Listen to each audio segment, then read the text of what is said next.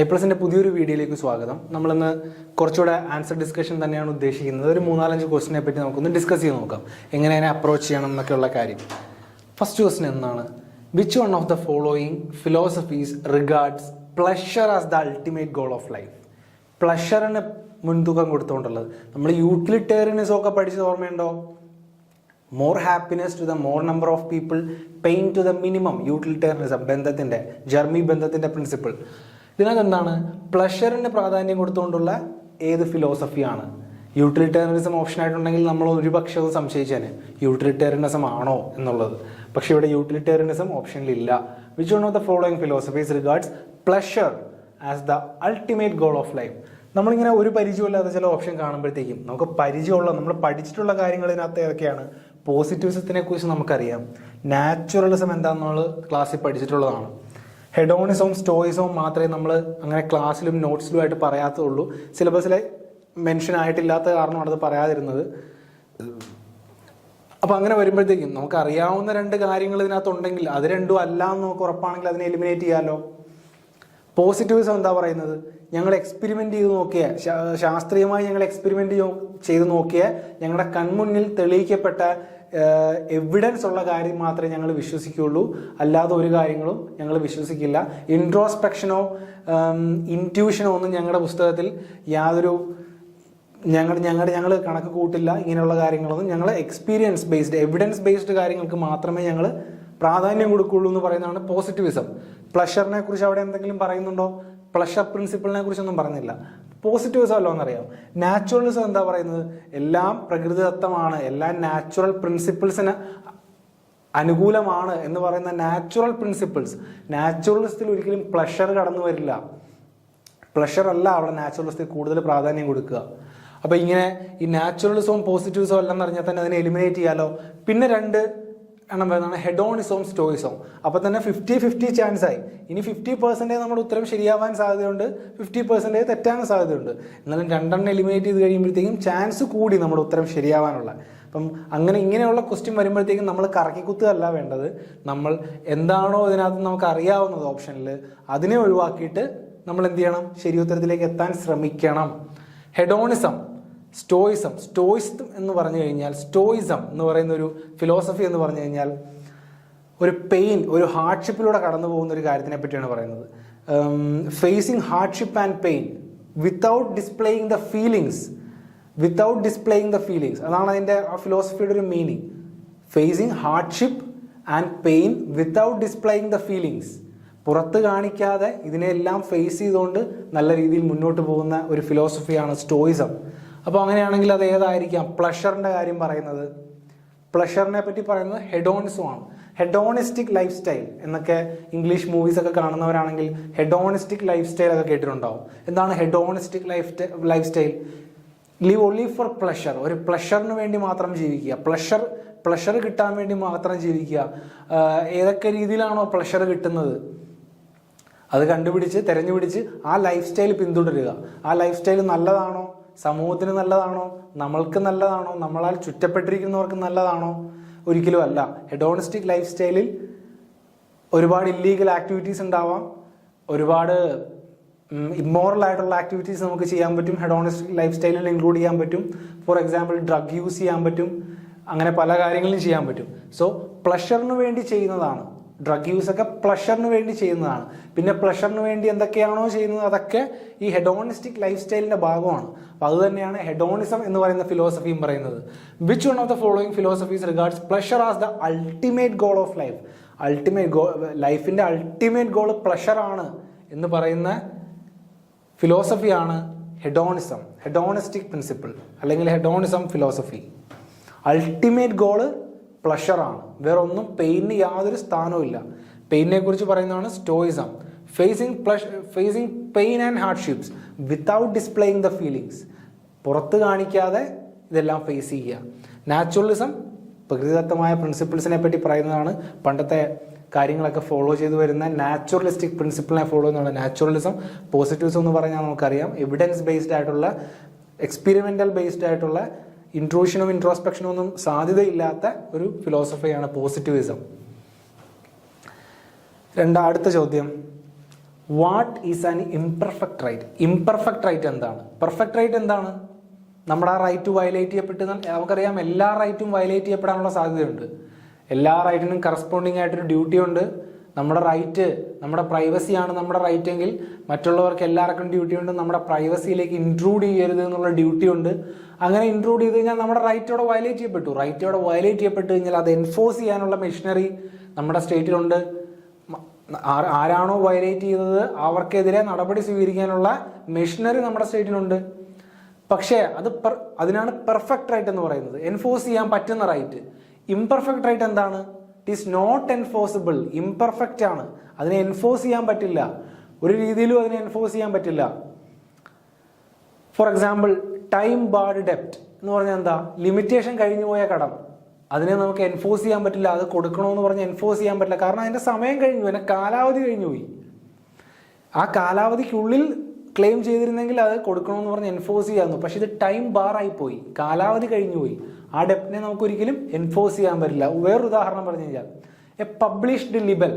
ലിബലും സ്കാൻഡലും ഒക്കെ നമ്മൾ ഡിഫമേഷനിൽ പഠിക്കുന്നുണ്ട്. ഡെഫമേഷൻ, അപകീർത്തിപ്പെടുത്തൽ. Libel permanent form of defamation ആണ്. സ്ലാൻഡർ എന്ന് പറഞ്ഞു കഴിഞ്ഞാൽ temporary form of defamation. Permanent ആയിട്ടൊരു എന്തെങ്കിലും ഒരു കാര്യം, ഒരു വിദ്വേഷ പരാമർശം ഒരാൾക്കെതിരെ നടത്തുകയാണ്. ആള് ഇങ്ങനെയാണ്, ആളങ്ങനെയാണ്, ആൾക്ക് എയ്ഡ്സ് എന്ന് പറയുന്ന മഹാരോഗമുണ്ട്, അങ്ങനെ എന്തെങ്കിലും ഭയങ്കര ഡിഫമേഷൻ ആയിട്ടുള്ള സ്റ്റേറ്റ്മെന്റ് അദ്ദേഹത്തിനെതിരെ കൊടുത്തു കഴിഞ്ഞാൽ അദ്ദേഹത്തിന്റെ സമൂഹത്തിൽ അദ്ദേഹത്തിന്റെ ഇമേജിനെ അത് ബാധിക്കും. അപ്പോൾ അങ്ങനെയുള്ള കാര്യങ്ങൾ പറഞ്ഞു കഴിഞ്ഞു കഴിഞ്ഞാൽ പിന്നെ അത് തിരിച്ചെടുക്കുക എന്ന് പറയുന്ന ഒരു കാര്യം പോസിബിൾ ആണോ? അങ്ങനത്തെ ഒരു പ്രവൃത്തി ചെയ്തു. ഇപ്പം ലിബൽ, അപകീർത്തിപ്പെടുത്തൽ എന്ന് പറയുന്ന ഒരു ദുഷ്പ്രചാരം സമൂഹത്തിൽ ആകെ അഴിച്ചു വിട്ടു. അതിനെന്താണ് ചെയ്യാൻ പറ്റുക? ആ കൂടെ എൻഫോഴ്സ് എന്താ ചെയ്യാൻ പറ്റുക?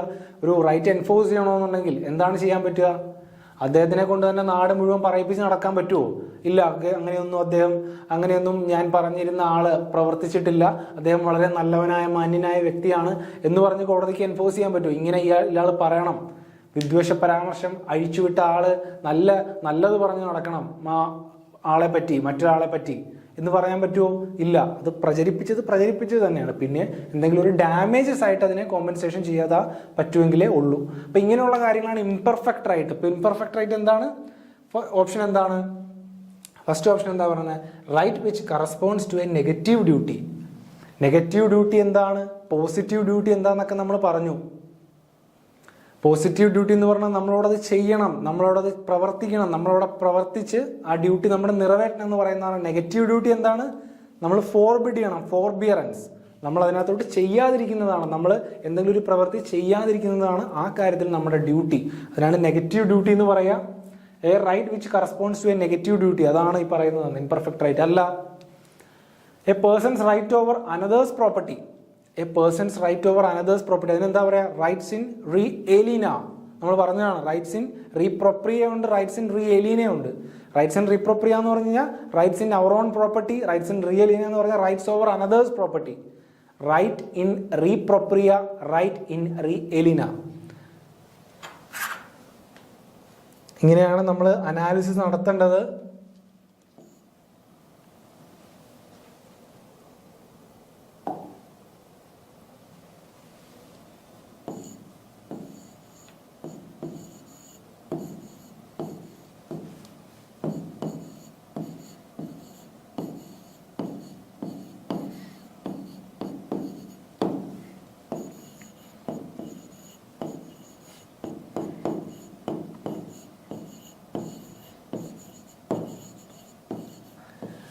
ഇമ്പോർട്ടൻ്റ് ആയത് കാരണമാണ് ഇത് എഴുതി കാണിച്ചത്. ഏതൊക്കെ റൈറ്റ് ആണ്? റൈറ്റ് ഇൻ റീപ്രോപ്രിയ എന്ന് പറഞ്ഞാൽ rights on one's own property.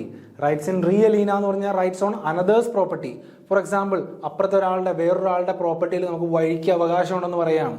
I have a right of way in another property, in another's property. അതൊരു റൈറ്റ് ഇൻ റീ ഏലീന എന്ന് പറയാൻ പറ്റും നമുക്ക്.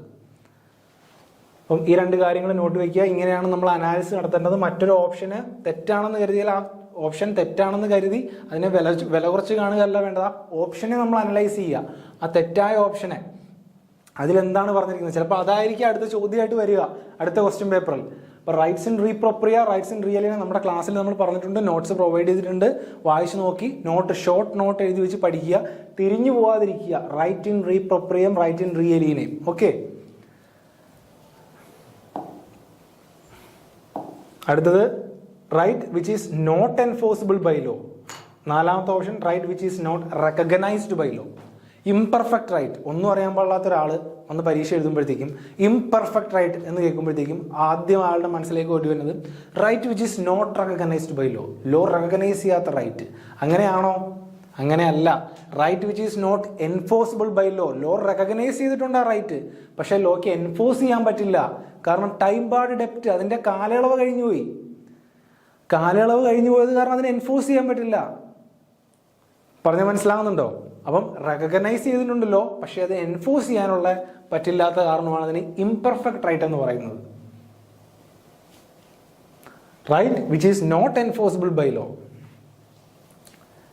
Which of the following maxim means that meaning of a word can be known by its associate word?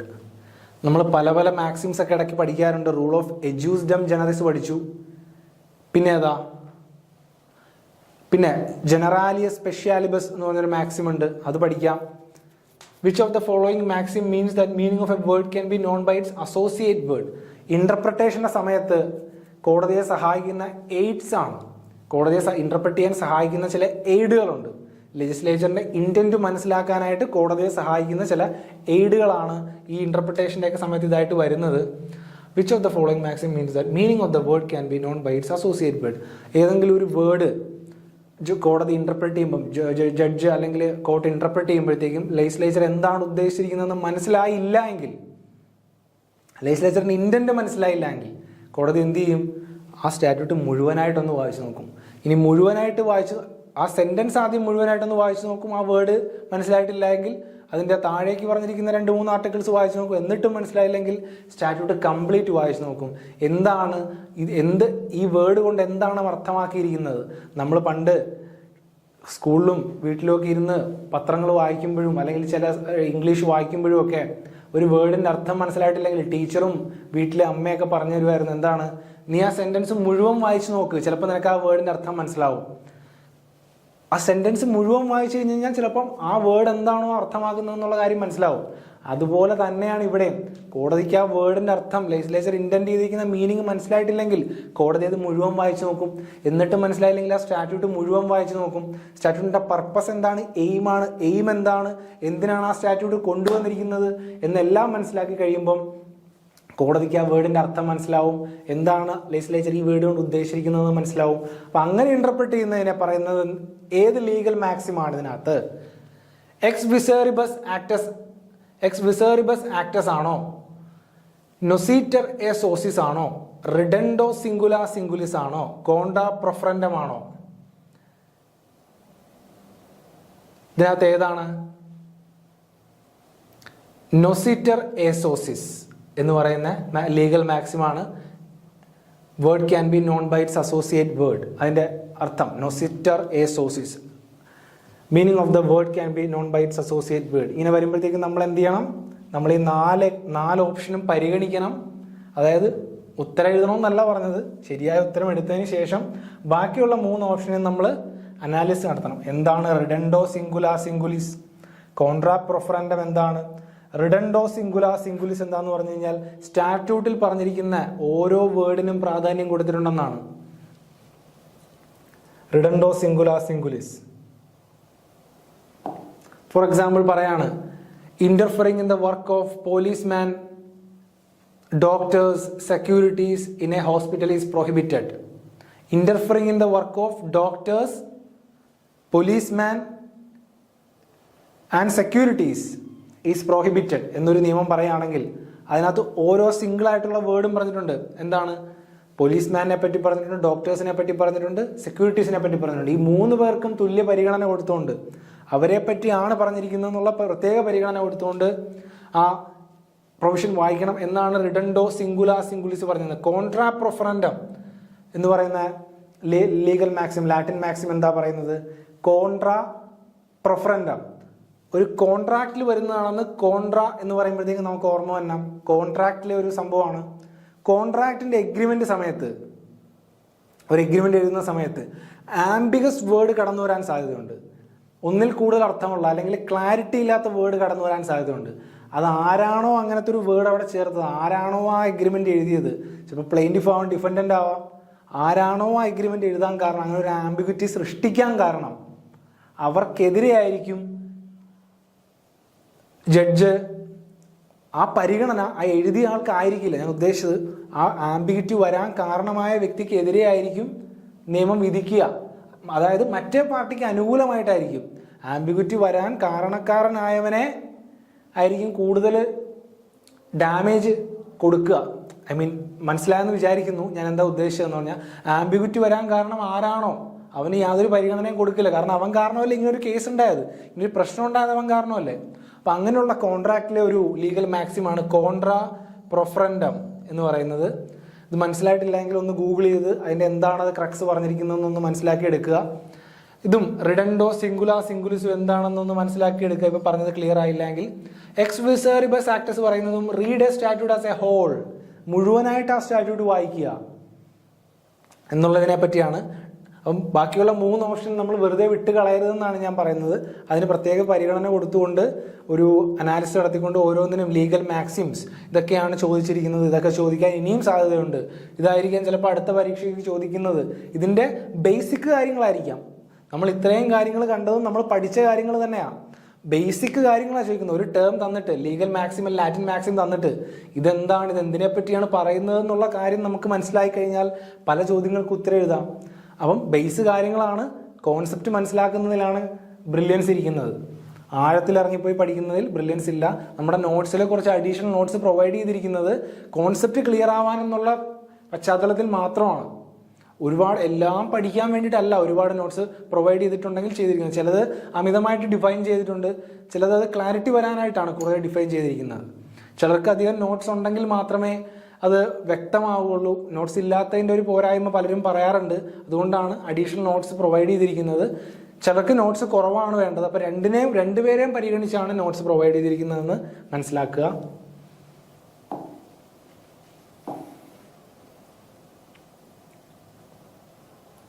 ഇനി അടുത്ത question, which rule of interpretation refers to the idea that words are used in a lawful and rightful sense? Which rule of interpretation refers to the idea that words are used in a lawful and rightful sense? നമ്മൾ പറഞ്ഞിട്ടുണ്ട് ഇതിനകത്ത് 4 option ഉണ്ട്. നമ്മൾ പഠിച്ചത് in bonam പാട്ടം പഠിച്ചിട്ടുണ്ട്. എജൂസ്ഡം ജനറിസ് എന്താണെന്ന് നമ്മൾ പഠിച്ചിട്ടുണ്ട്. ഇൻ പാരി മെറ്റീരിയ എന്താണെന്ന് നമ്മൾ പഠിച്ചിട്ടുണ്ട്. കാസസ് ഒമിസസിനെ പറ്റി നമ്മൾ പറഞ്ഞിട്ടില്ല. ഇൻ ബോണം പാട്ടം എന്താണ്?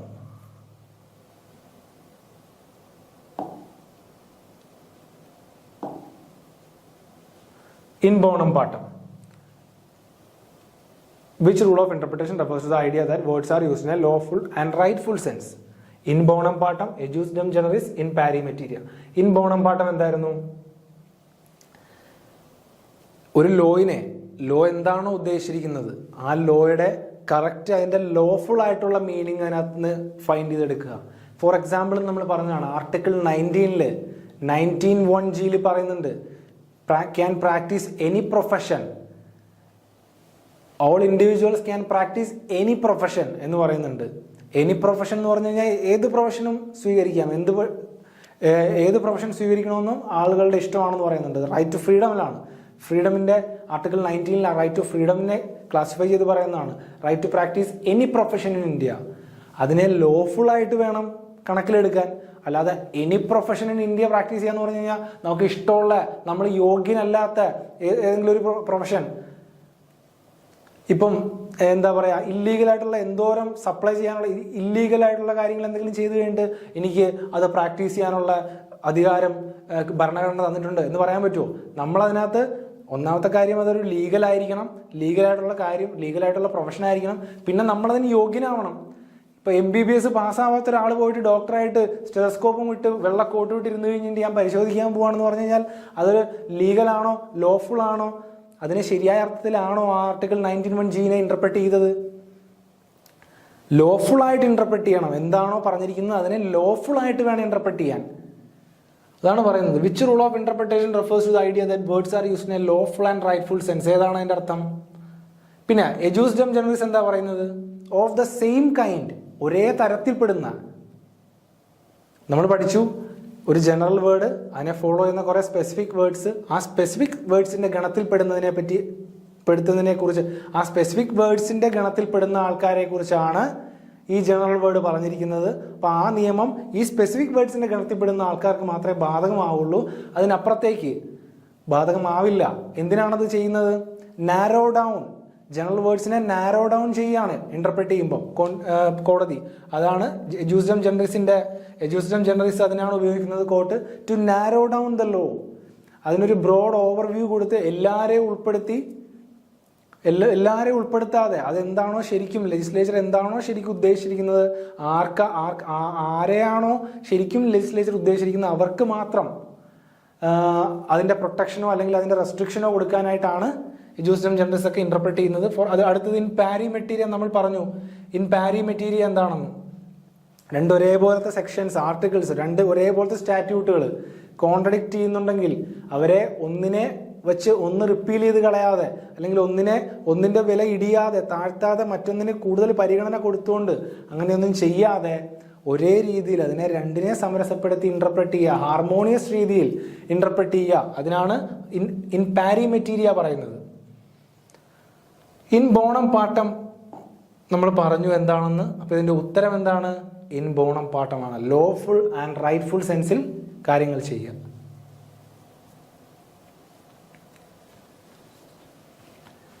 ഇനി where there are provisions in a special act and in a general act on the same subject which are inconsistent, specific principles of interpretation applicable is. Where there are provisions in a special act and in a general act on the same subject which are inconsistent, the specific principle of interpretation applicable is atras magis valeat quam pariet expressio unis exclusio ulterius ex viseribus actus generalia specialibus non derogant. എന്താണ് ഇതിന്റെ ഉത്തരം? Generalia specialibus non derogant. എന്താണ് ചോദ്യം? Where there are provisions in a special act, ഒരു special ആക്ടിൽ അതിനെപ്പറ്റി provisions ഉണ്ട്, and in the general act, general ആക്ടിലും ആ സ്പെഷ്യൽ ആക്ടിനെ പറ്റി പറഞ്ഞിട്ടുള്ള അതേ പ്രൊവിഷൻസിനെ പറ്റി ജനറൽ ആക്ടിലും പറഞ്ഞിട്ടുണ്ട്. ജനറൽ ആക്ട് എന്ന് പറഞ്ഞാൽ മുഴുവനായിട്ട് കാര്യങ്ങൾ പറയുന്ന ഒരു ആക്ട്. അതിനകത്തെ ഒരു ജനറൽ ആക്ടിൽ ഒരു പർട്ടിക്കുലർ സാധനത്തിനെ പറ്റി സ്പെഷ്യൽ ആയിട്ട് ഒരു ആക്ട് ഇറക്കിയിട്ടുണ്ട്. സ്പെഷ്യൽ ആക്ട് അതിനെപ്പറ്റി മാത്രം പറയുന്ന കാര്യങ്ങളുള്ള ഒരു ആക്ടും ഉണ്ട്. ഇതിനകത്ത് ഏതിന് പ്രാധാന്യം കൂടുതൽ കൊടുക്കണം? ഓൺ ദ സെയിം സബ്ജക്ട്, ഒരേ കാര്യത്തിനെ പറ്റി തന്നെ ജനറൽ ആക്ടിലും പറയുന്നുണ്ട്, ആ സെയിം കാര്യത്തിനെ പറ്റി വിശദമായിട്ട് ആ കാര്യത്തിനെ പറ്റി മാത്രം സ്പെഷ്യൽ ആക്ടിലും പറയുന്നുണ്ട്. അങ്ങനെ രണ്ട് ആക്ട് ഉള്ളപ്പം വിച്ച് ആർ ഇൻകൺസിസ്റ്റന്റ് ആണെങ്കിൽ, അത് രണ്ടും വൈരുദ്ധ്യാത്മകമാണെങ്കിൽ, specific principle of interpretation applicable is, എന്തിന് പ്രാധാന്യം കൊടുക്കണം, ഏത് ഇന്റർപ്രിട്ടേഷനാണ്, എങ്ങനെ ഇന്റർപ്രറ്റ് ചെയ്യണം എന്നാണ് കോടതിയോട് പറഞ്ഞിരിക്കുന്നത്. എങ്ങനെ ഇന്റർപ്രറ്റേറ്റ് ചെയ്യാവുള്ളൂ എന്നാണ് കോടതിയോട് പറഞ്ഞിരിക്കുന്നത്. ജനറാലിയ സ്പെഷ്യാലിബസ് നോൺ ഡെറഗന്റ്. അതിന്റെ അർത്ഥം സ്പെഷ്യൽ ആക്ടിന് പ്രാധാന്യം കൊടുക്കണം. സ്പെഷ്യൽ ആക്ടിന് പ്രാധാന്യം കൊടുത്തുകൊണ്ട് ഇന്റർപ്രറ്റ് ചെയ്യണം. ഫോർ എക്സാമ്പിൾ, പാസ്പോർട്ടിനെ പറ്റി ഒരു കാര്യം പറയുകയാണെന്ന് വിചാരിക്കുക. CRPCയിലും പാസ്പോർട്ടിനെ പറ്റി പറഞ്ഞിട്ടുണ്ട്. CRPCയില് പാസ്പോർട്ടിനെ പറ്റി പറഞ്ഞിട്ടുണ്ട് 104. പാസ്പോർട്ട് ആക്ടിലും പാസ്പോർട്ടിനെ പറ്റി പറഞ്ഞിട്ടുണ്ട്.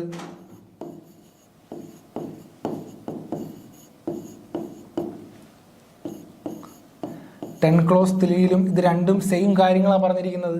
CRPCയിലും പാസ്പോർട്ടിനെ പറ്റി പറഞ്ഞിട്ടുണ്ട് 104.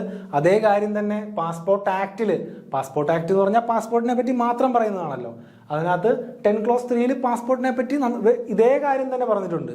അപ്പൊ ഏതിന് പ്രാധാന്യം, ഇത് രണ്ടും കൂടെ കോൺട്രഡിക്ഷൻ വരികയാണെങ്കിൽ ഏതിന് പ്രാധാന്യം കൊടുക്കണമെന്നാണ് കോടതി പറഞ്ഞിരിക്കുന്നത്? സ്പെസിഫിക് ആക്ടിന് പ്രാധാന്യം കൊടുക്കണമെന്നാണ് കോടതി പറഞ്ഞിരിക്കുന്നത്. അതാണ് പറയുന്നത് ജനറാലിയ സ്പെഷ്യാലിബസ് നോൺ ഡിറഗന്റ്. സ്പെസിഫിക് ആക്ടിന് കൂടുതൽ പ്രാധാന്യം കൊടുത്ത് വേണം ചെയ്യാനായിട്ട്. കാരണം സ്പെസിഫിക് ആക്ട് അതിനെക്കുറിച്ച് കൂടുതലായിട്ട് അറിഞ്ഞ് കൂടുതലായിട്ട് ലെജിസ്ലേച്ചർ പഠനം നടത്തി ഉണ്ടാക്കിയ ഒരു ആക്ട് ആയിരിക്കുമല്ലോ. അപ്പം അതിനായിരിക്കുമല്ലോ കൂടുതൽ പ്രാധാന്യം കൊടുക്കേണ്ടത്. ആ ഒരു ഇൻറ്റൻഷനിലാണ് കോടതി അങ്ങനെ ഇൻ്റർപ്രിട്ടേഷൻ ഇറക്കിയത്. ഈ ഒരു ലാറ്റിൻ മാക്സിം അതിനെപ്പറ്റിയാണ്. സോ അത്രയാണ് ഈ ക്ലാസ്സിൽ പറയാനുള്ളത്. ബാക്കി നമുക്ക് അടുത്ത ക്ലാസ്സിൽ പഠിക്കാം. താങ്ക്